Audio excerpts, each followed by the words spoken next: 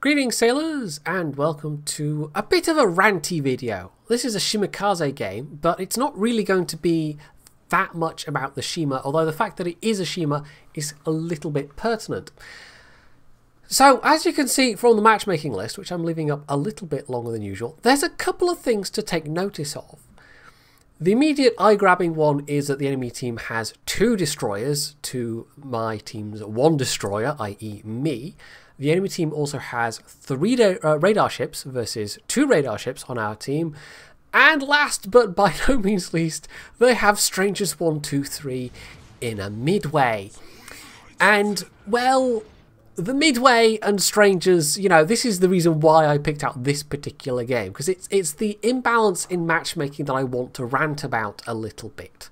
It does happen in World of Tanks as well. But in World of Tanks it tends to be, you know, one team gets a platoon of defenders and your team gets a platoon of, like, the new French tier 8 heavy, the AMX-65Ts, and it makes for a very unfair fight if those are your top tier heavy tanks, you know, just as a random example. In this case, well, even if Strangers wasn't in the carrier, we would still have the deck stacked against us just from having 1 less destroyer. So that is kind of my biggest pet peeve, but the fact that the enemy team had 1 more radar on top of that, even though we have the longer range radar in the form of the Moskva, that's also a problem because that gives them greater coverage. That means they can cover more area of the map with potential radar. So yeah, we're starting this with the deck very much stacked against us, and I basically started this knowing that at some point I probably would die to Strangers' planes, and that also just there being that mismatch in destroyers and radar meant that I could not really afford to be anything other than very cautious. And generally speaking, I know there are some people out there that really do not like destroyers as a class, but domination mode does not work without them. Occasionally you get domination mode games where there are no destroyers at all, and do you see people in battleships and cruisers rushing forward to take the cap? Generally speaking, no, because they just don't have the stealth to do it. Now this is a tier 10 game, and I think what I'm talking about maybe disproportionately affects tier 10 games, but that mismatch in destroyers can happen at any tiers. And I've even noted it in recent replays. You know, I noted it in the Fushun game. I think there was a mismatch in destroyers there. I note it all the time on stream. So, you know, it's not uncommon for there to be this mismatch in the numbers of destroyers especially. And the fact that I'm in Shima, which is not the stealthiest tier 10, I mean, it's about on a par. I think it's very slightly better than the gearing, so you tend to spot the gearing at the same time. Actually, it might be the stealthiest tier 10, having said that. I'm trying to remember what the Z52 is in terms of stealth.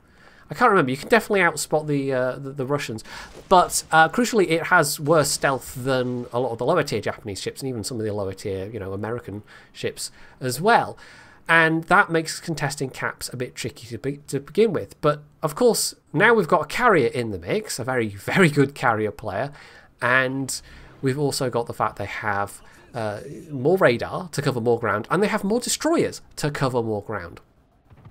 And they can't really even particularly rely on our carrier for protection, because unless they were extremely good, they're probably not going to be better than Strangers. And for the most part, you know, I don't recognise the carrier player's name. It's just the fact that it happened to be Strangers 1, 2, 3 in this particular game that made me think, yeah, okay, they definitely have the better carrier player.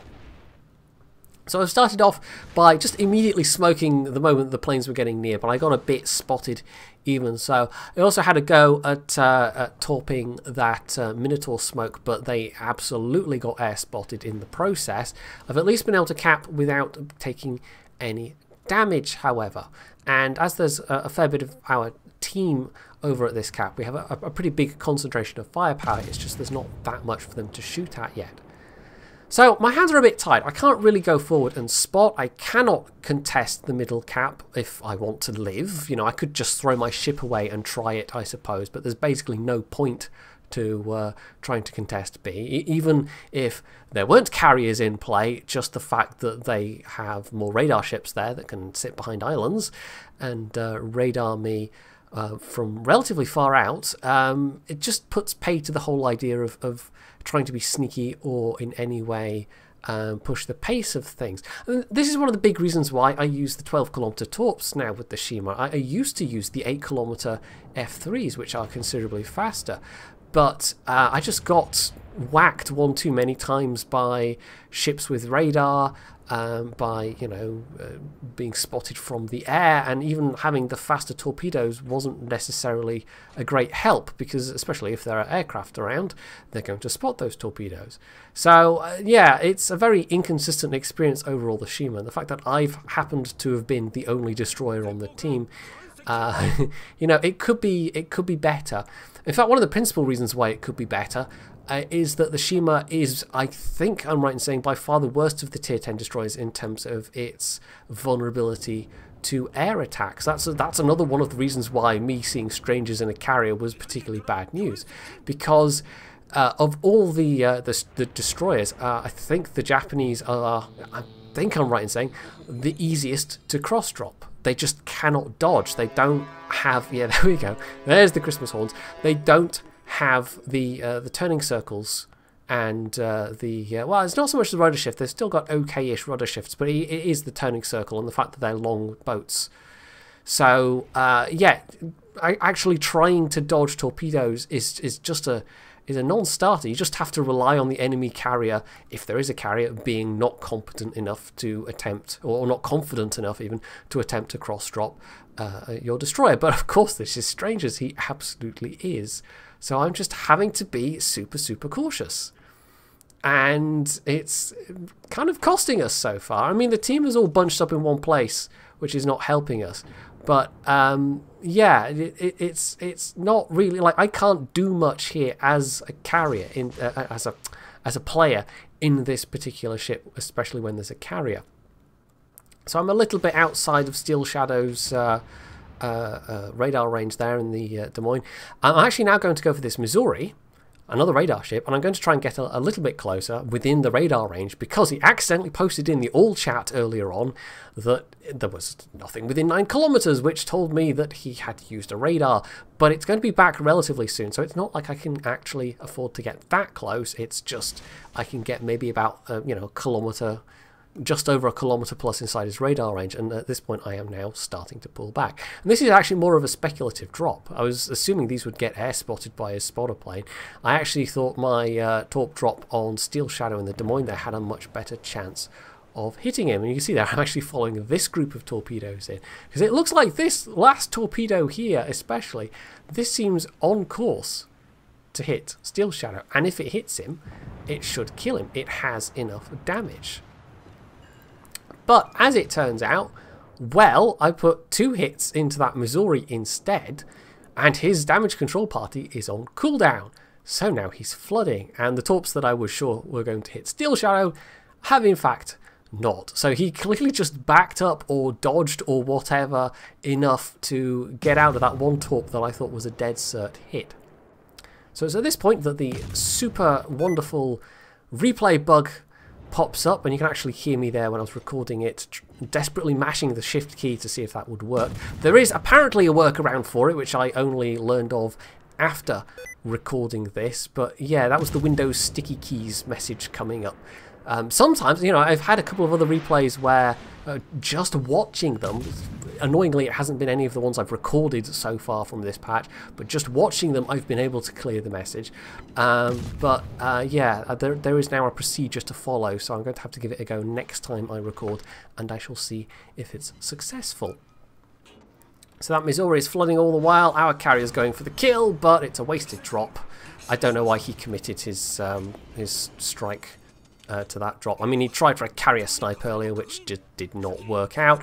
Now he's going for low health kills, which is not really the smart play. So yeah, even if I didn't know for sure Strangers was the better carrier player, just watching the kind of drops our carrier was making and the kind of targets they were going after tells me that maybe not the best either. So that's Strangers' strike coming in, and I am now desperately making my way to the Ibuki's AA bubble and hoping they have defensive, because otherwise this is meant for me. And I know for a fact this is meant for me because I spoke to him after this game and he said this drop, he would have used it on me, except there goes the defensive from the Ibuki, and so now that drop has been disrupted. The Ibuki's AA is not going to be good enough to really kill many of these players, although I think it does get a few. But at this point, Strangers decided to drop on the Ibuki instead, because he'd only need a single hit to finish him off, and even with the disrupted spread, you still get big enough drops with the US having, you know, the two top squads at tier 10 now that, you know, one hit was fairly guaranteed. So despite all this, you know, up till this point in the game, we're still pretty much even on ships and points. But the enemy team does have that map control advantage. And now, as we're trying to push into B and try and take things back a bit, this is where it's starting to go wrong. I think we had lower health ships going into this situation to begin with. But as it is, yeah, now that we're trying to muscle in to this cap, which it wouldn't have been possible for me to do at any point. Steel Shadow has been around the B cap for the majority of this game. If I'd tried to cap at a point where there wasn't any enemy ships in the cap, he could have just radared, and that would have been that. So, you know, even the fact that I would have had smoke available just would not have been of any use whatsoever, because they just had that radar advantage. So we are pushing in a little bit, but yeah, we're now severely down on points. I'm trying a speculative drop to see if I can maybe catch Steel Shadow or somebody else going around the island. I've tried to get more into the habit of not dropping everything all at once with the Shimakaze, and sometimes it works out, but quite often it still doesn't. I think I'm just bad at predicting when people are going to turn. You know, I find myself quite often making a drop and then literally 2-3 seconds later they make a turn, and sometimes, you know, a bit of extra patience would have been the thing, but other times I'm basically as close as I can get, and it was just a matter of, you know, well, I might as well drop because I really can't get any closer safely. So we're down to the last couple of ships, and that DeGrosse is about to die, and we're probably going to have planes overhead fairly soon. I mean, our mid-may's still in action, and they have at least managed one kill, but yeah, you can guess that it's going to be Strangers that dominated this one in terms of air kills and everything. I must confess, I didn't actually save the score screens for this one. I wasn't intending to use it at the time. And then I thought, you know, this is a pretty good example of that imbalanced matchmaking having a negative effect on the outcome of a game. And also it has Strangers in, so I've decided to, that's the reason why I decided to use this as an illustration. You know, you take Strangers out of the mix and we still would have been at a disadvantage if it had been some other less annoyingly good carrier player, but they still would have had that disadvantage, that advantage rather, we would have had the disadvantage. So yeah, the fact that it was Strangers really just kind of sealed our fate from the start.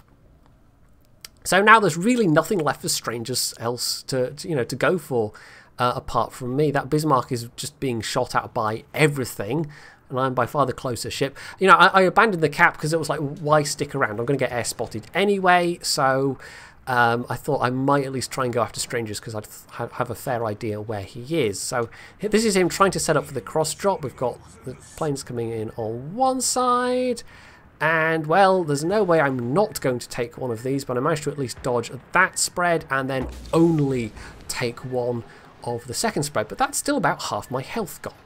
And this is with Survivability Expert on this captain. So this is with more health than I would normally have. So, yeah, this is in a way why the Shima is the most vulnerable in this kind of situation, and why being the only destroyer in a game where there are carriers in play really sucks.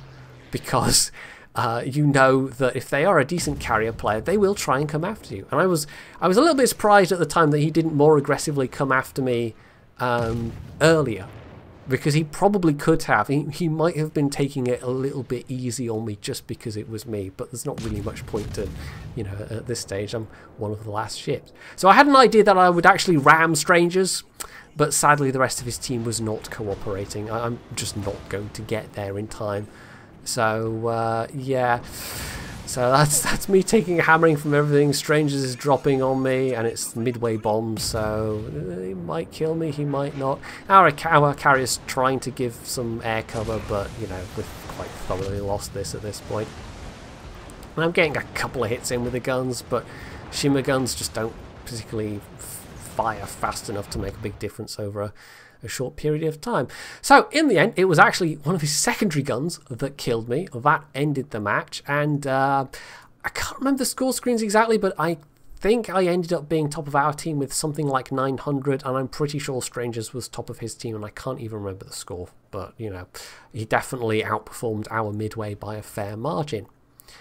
So the fact that, you know, all things being equal, you know, everything I've said in this, you know, if this game had happened and we had had parity in destroyers and a parity in radar ships, there's still a decent chance we would have lost because Strangers was in that carrier, and a very good carrier player can make a huge difference. But carrier balance, that's a whole other thing. That's a whole other video / videos. And heck, if you want to hear somebody talk competently about carriers on YouTube, I highly recommend Farah Zaleth, or Zaleth? I don't know how you say his username exactly, but yeah, Farah is very knowledgeable on the subject, and happens to be also one of the top carrier players in EU. So yeah, if you want to have hear an analysis of how carriers could be better, and the current state of carriers, and how to set up your carriers, and how to play carriers and things like that, go and check out his channel. But you know, that aside, the fact that we then had fewer destroyers, and that I was the only destroyer, and that I was in Shima, you know, if I was in an AA spec gearing, for example, this could have been a very different outcome, or one of the Russian destroyers, because they can have defensive AA as well. Or even not having defensive AA, just any of the other destroyers would have been better for surviving an air attack. You know, the gearing with its maneuverability, like the Khabarovsk with its just sheer raw speed, is I think quite a difficult one to drop. So yeah, it really was just kind of like the icing on the cake with Strangers being there, that we were also disadvantaged with not having as many destroyers and not having as many radar ships. So yeah, this is my kind of big bugbear with warships that I'm starting the year with, is I really wish Wargaming would change the matchmaking so that we get parity for these things, because these things matter. And the fact that we don't have parity in the matchmaking for stuff like this in World of Tanks, for the equivalent for when you've got your top tiers being horribly mismatched, that's one of the reasons why I don't really play tanks anymore. It's that kind of festering, ongoing niggle, that flaw, that obvious flaw in the game design that just after a while you really can't excuse anymore. And I'm really hoping that this doesn't become a similar thing with warships. I know touching the matchmaking is no easy, simple thing, that it can have knock-on repercussions that are just, you know, you don't expect. And that, of course, Wargaming is always loath to do anything with matchmaking anyway, because they don't want to upset the queue times. But this is important. This is a part of the game design that needs to be fixed, because starting a game and just looking at the team list and thinking, okay, unless the enemy team really sucks, they've just been given a massive advantage before we've even started, that's not good. That's not good game design. You don't want that in your online game. You don't want teams to start like they are, start games feeling like they are just being placed at an immediate massive disadvantage, because that's how you lose players. That's how you get people to be frustrated with your game and to quit playing and to stop paying money, which is the thing that keeps the whole shaboozle going. I was trying to think of a shebang. Shebang would have been a better word, but what's shaboozle? I don't know. That's now a word apparently, shaboozle. So anyway, that's my rant more or less over. This is just one example, and it was an example because it had Strangers in it, and I thought it might have a bit more entertainment value as a result. But yeah, you know, there are plenty of other games I could have picked out where it was exactly this. And, you know, that Fushun game we had not that long ago, I'm almost certain that that was a game with a mismatched number of destroyers as well. It happens quite often, and it's really annoying. So anyway, hopefully you enjoyed this video, if that is the right word, and if you did, you can hit the like button, you can leave any comments below, you can sub to my channel if you haven't already, and as always, stay tuned for more.